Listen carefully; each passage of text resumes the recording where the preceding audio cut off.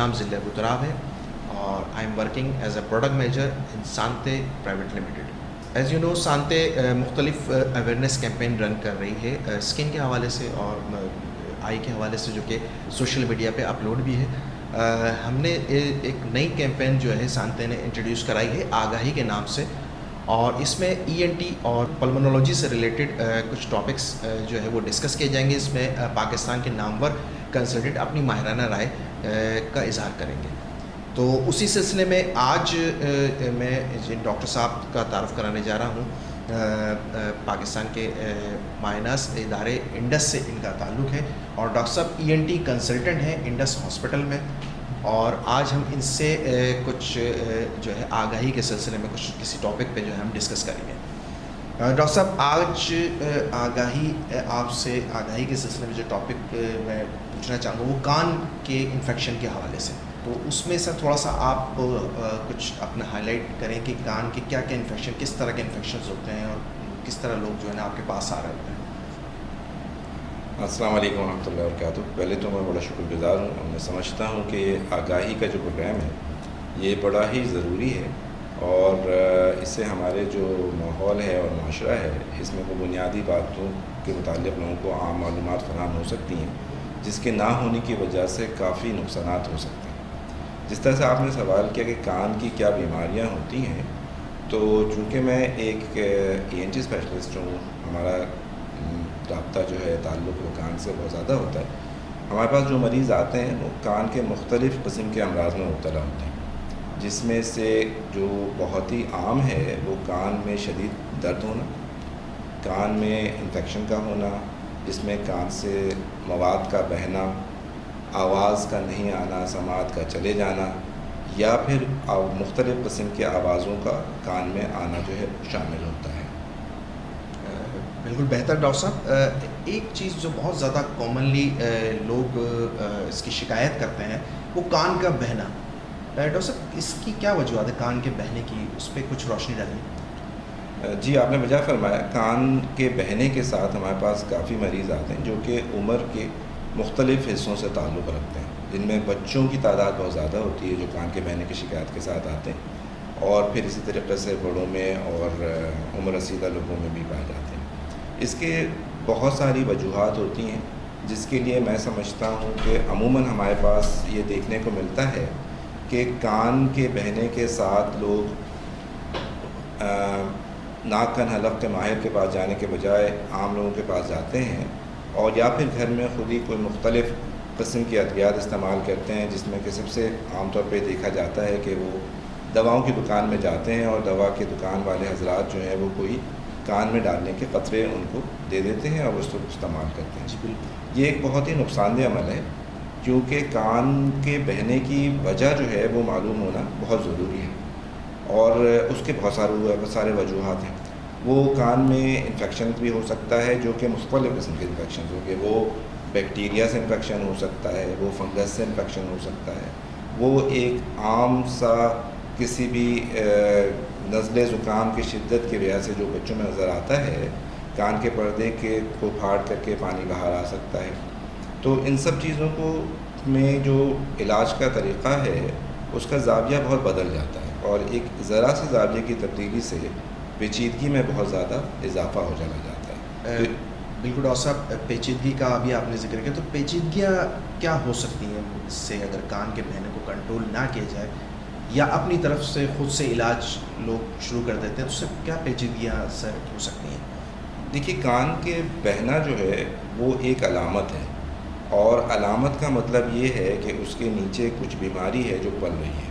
جو ہمارا طریقہ علاج ہوتا ہے اس میں ہم علامات کو دیکھ کر کے بیماری کی تشخیص کو جانچنے کی کوشش کرتے ہیں اور اس کی جڑ تک پہنچنے کی کوشش کرتے ہیں. آپ اگر صرف علامات کے پیچھے بھاگتے رہتے ہیں تو پھر علاج درست نہیں ہوتا. بالکل. اسی طریقے سے جس طرح سے میں آپ کو بتا رہا تھا کہ اس کی وجوہات میں بیکٹیریا کا انفیکشن ہو سکتا ہے، فنگس کا انفیکشن ہو سکتا ہے، تو دونوں کے طریقہ علاج میں بہت فرق ہے. تو ہم یہ جانیں گے اور اسی حساب سے پھر علاج کریں گے. اس کے نتیجے میں اگر اس کو چھوڑ دیا جائے تو جو اصل بیماری ہے وہ بڑھتی چلی جاتی ہے. کان جو ہے وہ جسم کا ایک بہت ہی حساس علاقہ ہے، اور وہ دماغ کے بہت قریب ہے. جو ہمارے 6 حواس، ہمارے جو حواس خمسہ ہیں ان میں سے ایک بہت ہی اہم جو چیز ہے وہ سماعت ہے، اور سماعت کی محرومی جو ہے وہ ایک بہت بڑی محرومی ہے۔ تو اگر وہ کان کے انفیکشنز کو صحیح طور پر علاج نہ کیا جائے اور اس کو جو ہے غلط کیا جائے یا نہ کیا جائے، جس سے مرض بڑھتا چلا جائے، تو وہ سب سے پہلے تو سماعت کی محرومی کر سکتا ہے۔ پھر اگر انفیکشن ہے تو پتہ ہے کہ انفیکشن جسم کے دوسرے حصوں میں جس طرح سے پھیلتا ہے، تو کان کے اطراف میں ہمارے پاس بہت ہی حساس قسم کے اور بہت ہی زیادہ سینسٹیو جو ہے وہ چیزیں ہیں جن کے متاثر ہونے سے جسم میں اور جان میں بہت فرق پڑ سکتا ہے، جس میں سے عام طور پر جو ہے وہ انفیکشن اگر پھیلتا ہے تو ہمارے جو شکل کو سپلائی کرتی ہے نرو، جس کو ہم فیشل نرو کہتے ہیں، اس کو متاثر کر سکتا ہے، جس سے کہ فیس کا یا شکل کا لقوہ ہو سکتا ہے، فالج ہو سکتا ہے۔ یہ دماغ کے، چونکہ کان کا اندرونی حصہ یا درمیانی حصہ بہت ہی زیادہ متعلق ہے حساس علاقے جیسے دماغ ہے، جو جسم کے توازن کا علاقہ ہے، جس کو لیبرنتھ کہتے ہیں ہم، اس سے بہت قریب ہے، اور اسی طریقے سے بہت ہی مخصوص قسم کی شریانوں کے بھی قریب ہے۔ تو یہ جو انفیکشن ہے یہ بڑھتے بڑھتے ان جگہوں پہ جا کے ان کو متاثر کر سکتا ہے، جس میں شدید چکر کا آنا، دماغ میں پس کا چلا جانا، یا بڑی شریانوں کا متاثر ہونا، جس سے کہ شریانوں کے جو کلاٹس ہیں، جس کو جمع ہوا خون ہوتا ہے، وہ مواد کہیں جا کر کے دماغ کے کسی حصے کو بلاک کر سکتا ہے، اور اس سے جو ہے وہ فالج ہو سکتا ہے اور جان کو خطرہ بھی ہو سکتا ہے۔ بہت زبردست آپ نے ڈسکشن کی ہے پیچیدگی کے حوالے سے۔ ڈاکٹر صاحب، ایک عام آدمی کیا احتیاطی تدابیر کر سکتا ہے کہ کان کے بہنے سے بچ سکے؟ دیکھیے، ایک بڑا پرانا مقولہ ہے کہ احتیاط جو ہے وہ علاج سے بہتر ہے۔ جی بالکل۔ تو اس لیے جو ہے وہ، چونکہ یہ بہت عام سا مسئلہ ہے اور تمام لوگ اس سے کہیں نہ کہیں کبھی نہ کبھی گزر چکے ہوتے ہیں، تو ہمیں جو ہے وہ ضروری ہے کہ ہمیں ان کی احتیاطوں کا علم ہو۔ جس طرح سے اللہ پاک نے جسم کے مختلف اعضاء بنائے ہیں، ان کو احتیاط کرتے ہیں، اس طرح ہم پاؤں کی حفاظت کے لیے جوتے پہنتے ہیں، ٹھیک ہے، اسی طریقے سے کان کے کو بھی ایک، چونکہ ایک حساس علاقہ ہے، لہٰذا اس کو چھیڑنے کے لیے ممانعت کی گئی۔ آپ کو اس کو سب سے پہلے کان کو ہمیشہ پانی سے بچانا چاہیے۔ دوسرا یہ کہ عام جو بازار میں جو بکتے ہیں کاٹن برڈز کے نام سے، ان کا بے دریغ استعمال انتہائی نقصان دہ ہے۔ پھر اگر کوئی زکام کی حالت شدید ہے، کان میں تکلیف ہے، یا بہت عرصے تک کان سے آ رہا ہے پیپ یا کوئی اور مواد، تو پھر اس کو جو ہے وہ صحیح ڈاکٹر کو یا اس سے متعلق ڈاکٹر کو دکھانا جو ہے وہ احتیاطی تدابیر میں شامل ہے۔